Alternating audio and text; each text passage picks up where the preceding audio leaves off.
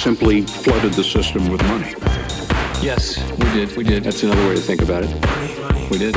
Where does it come from? Do you just print it? We print it digitally, and we do that by buying treasury bills. That actually increases the money supply. Financial Turmoil Explained. So, on this September 4th, 2022, a Sunday. Glad to have you guys here. Now, listen. It's pretty much set in stone now at this point. Unless the Federal Reserve were to turn around right now, we're going to have a crash in the markets. And it's touch and go, whether it's as much as 40%. What we're looking at is the chart of the Dow right now. And there's something I want you guys to notice. Now, what I want you to notice is I'm going to put up this right here, move it over for you to see, and this is a comparison, okay? Now, what you're looking at right here, this little chart I just popped up above my head, is what happened in 1929 during the Great Stock Market Crash, which ushered in the Great Depression of the 1930s. And this was the 1929 crash. I want you to notice the similarities. Now, I think you can see my arrow just above my head. See it moving, that little arrow? What I'm pointing out is this dip right here. Now, if I come over here, I can point this dip out on the chart right here. It's the same dip. See this dip right here that we had at the beginning of 2020? It's very similar. Little dip in the market. They had a little dip.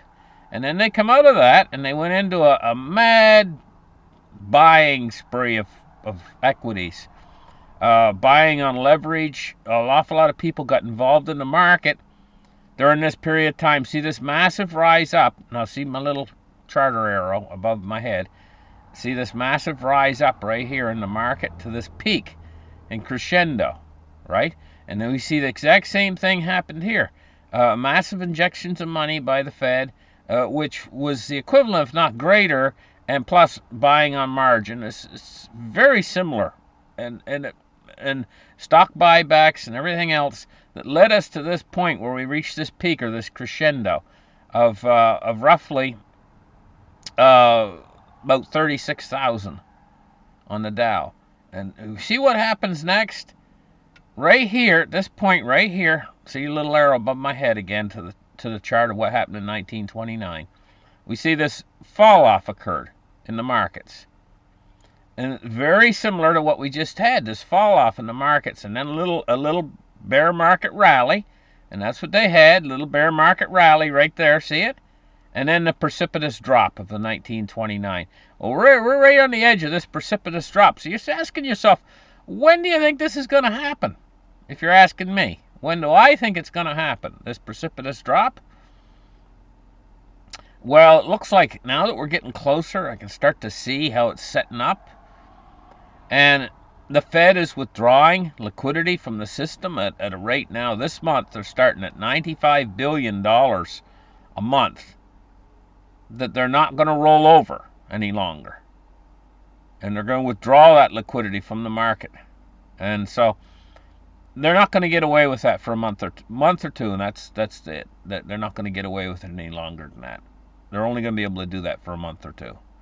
So what does that lead me to conclude? Very soon, guys. Very soon indeed. September, October, in that time frame. Probably October. It's more than likely. You know? And it's charting up.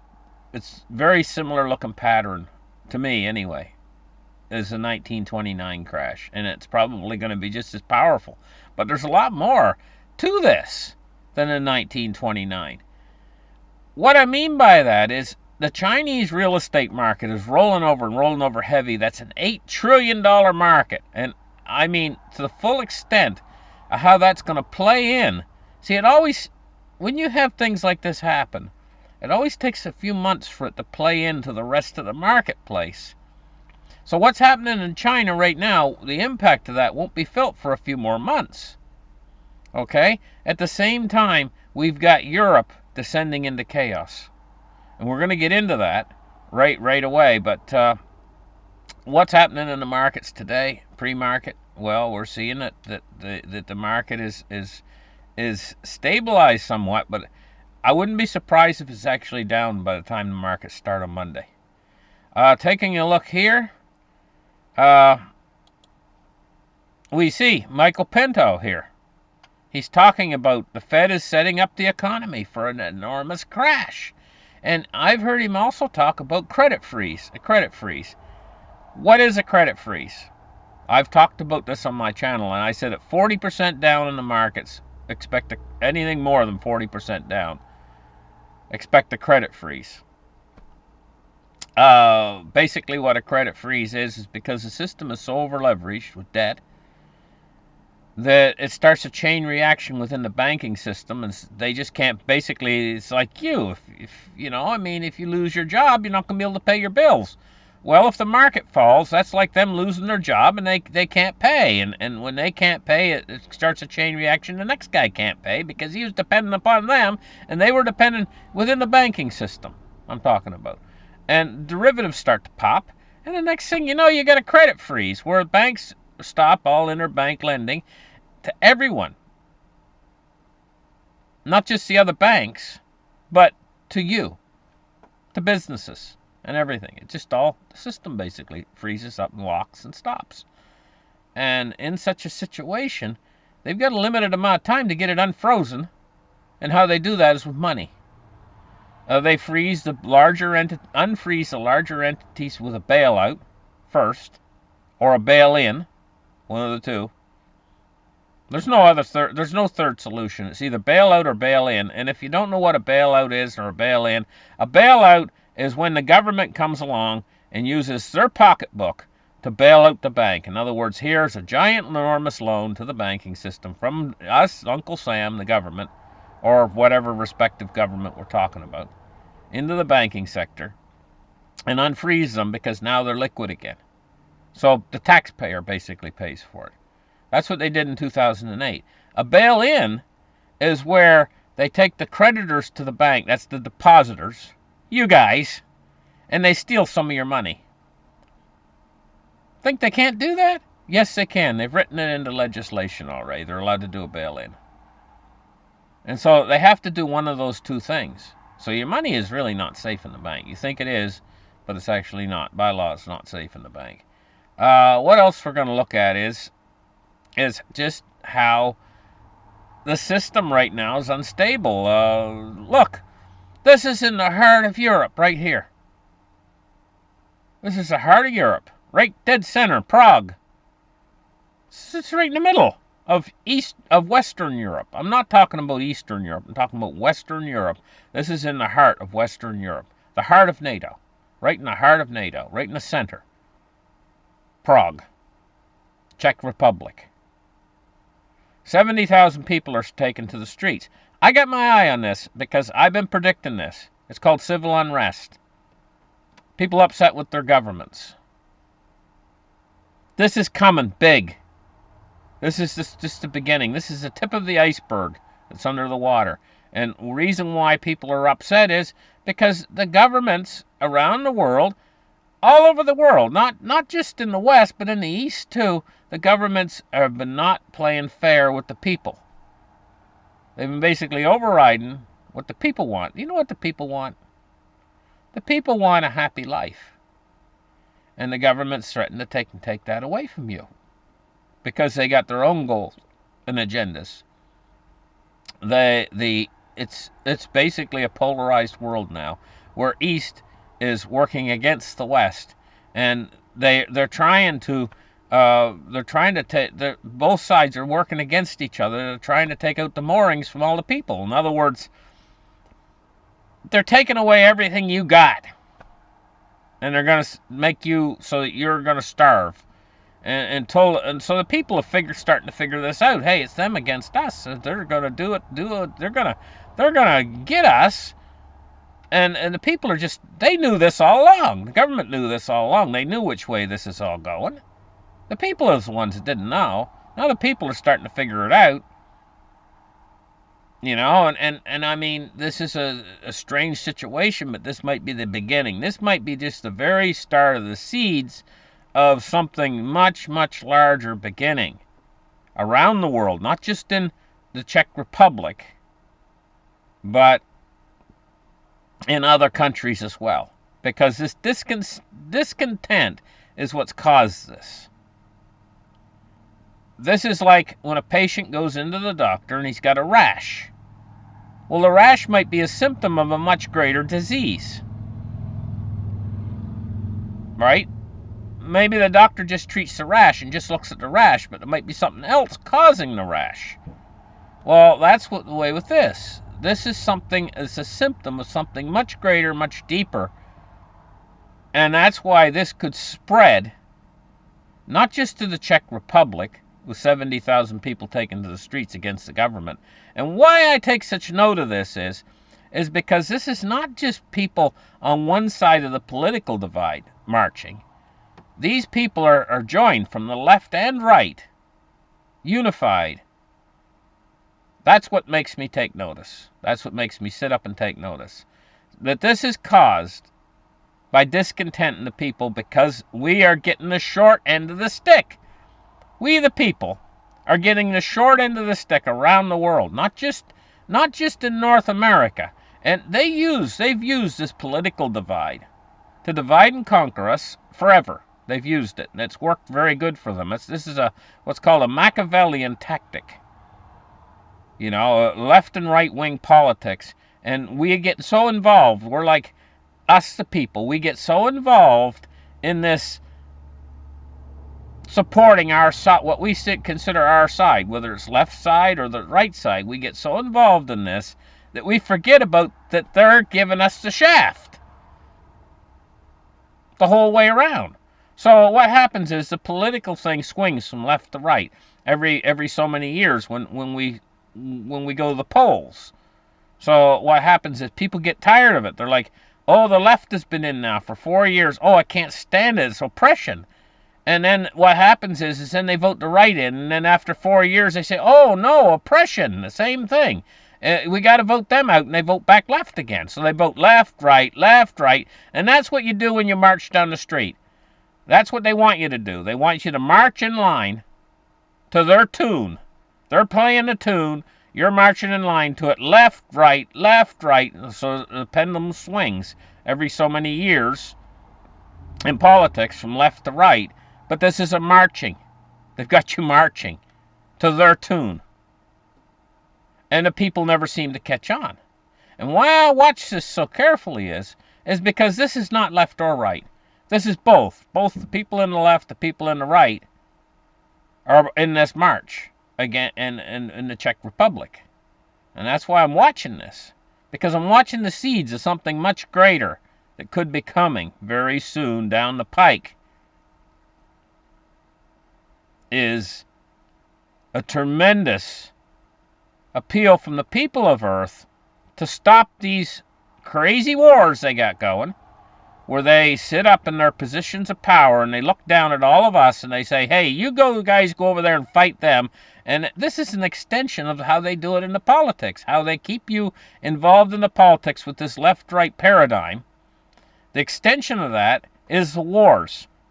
Because when it stops working for them, then they need to take you to war and make you fight against one another. And they tell you, you guys get over there and you fight them. And, back during World War II, they used to have a saying. They used to say, yours is not to question why. Yours is to do or die. In other words, get out there and fight. And don't question why. We give the orders. We tell you to fight against your neighboring country or whatever. And you got to take the order and you got to kill your fellow man. But don't question why. Just do it. This is what they want. This is what they want out of the people of Earth. And, I'm going to tell you what. It's tremendous the amount of how this has come down historically through history, this means of Machiavellian control over mankind. So that we cannot unify. And I mean, what can I say, guys? I'm going to move on because I'm getting dragged down on this because this is important. that people realize and start to see through what they've been doing to us and how much blood has been spilled. Poor innocent people have been marched off into war and slaughtered through the ages, and we've never been able to see through it. Through their Machiavellian technique that they use, these ones in power. Ultimately, the ones in power are extremely evil. They're very evil individuals. Enough said. NASA has been scrubbing this massive moon rocket that they've built. Evidently they got hydrogen leaks, so they've had to scrub it. The Artemis launch director, Charlie Blackwell Thompson, scrubbed the mission of the massive moon rocket after a liquid hydrogen leak was detected. We have to scrub for the day, a cutoff of the launch attempt of Artemis 1. Look at the tank there. That tank is just right full of, what did they say, hydrogen. I guess it's right full of hydrogen. You know what's funny is, I'm just going to say something real quick. They had dirigibles that they were using up until the Hindenburg disaster. Now, hydrogen as a lifting gas, it lifts much better than helium, volume to volume. Okay, so if you got 1 cubic meter of helium, it's not going to lift as much weight, not near as much weight as 1 cubic meter of hydrogen gas. So like if we had balloons for kiddies, and they always fill them with helium, if you put hydrogen in them, they'd lift, I think it's 2.5 times as much. Much greater lifting capacity, right? Now think of that in terms of a dirigible, or a zeppelin, or an airship. Wouldn't hydrogen work much better? And they were using hydrogen up until the Hindenburg disaster. And then it was claimed as too dangerous, too dangerous, too explosive, blah, blah, blah. But with modern technology, my personal opinion is we should go back to researching how to make hydrogen safe as a lifting vehicle because of its potential high capacity for creating lighter than aircraft. And to save the world's resources, if you can imagine a hybrid ship that could cross the Atlantic or whatever with passenger crew, that wouldn't be all hydrogen, but it would also be electrical powered. In other words, it would have solar power so that it could recharge in flight electric motors. So the propulsion would be electric motors, but have wings on it that were filled somehow with hydrogen or something, so take some of the weight off so that it's almost, maybe not quite lighter than air, but getting toward that pivot point of lighter than air, and some sort of a hybrid craft that combines these newer technologies instead of the aircraft that we're using. Because the aircraft that we're using puts tremendous amount of exhaust into the upper atmosphere, and in the form of what they call contrails that come off of these airplanes. But electric motors wouldn't put off any of this gas into our upper atmosphere. And the cost of jet fuel, and we could still have our cake and eat it too with these hybrid type craft. And we have the technology now to, I believe, my personal opinion, to negate the explosive danger of hydrogen to a certain degree. We have modern materials like high-tech fibers, like carbon fibers and things like that could be used in fuselage to negate the effects of hydrogen, so it would be safe. Look at our cars. One could make the argument that our cars are extremely explosive because they're full of gasoline, and say, well, okay, we can't use gasoline anymore. Well, what else will we use? Well, electricity. But that's not safe either. I mean, you got to understand that you're never going to find something that's totally a 100% safe as a means of propulsion for vehicles. And basically, I'm getting off on a little bit of a tangent here, but evidently they've had to call off this launch of this rocket, this space rocket. This is really some space rocket. Oh my God, look at the size of the thing. It's huge. It's really something. Now, I'm going to want to watch this thing blast off. Anyway, listen, guys. Thank you for listening to my show. Like and subscribe. You guys have a happy Sunday, and we'll catch you guys in the next episode. Bye-bye.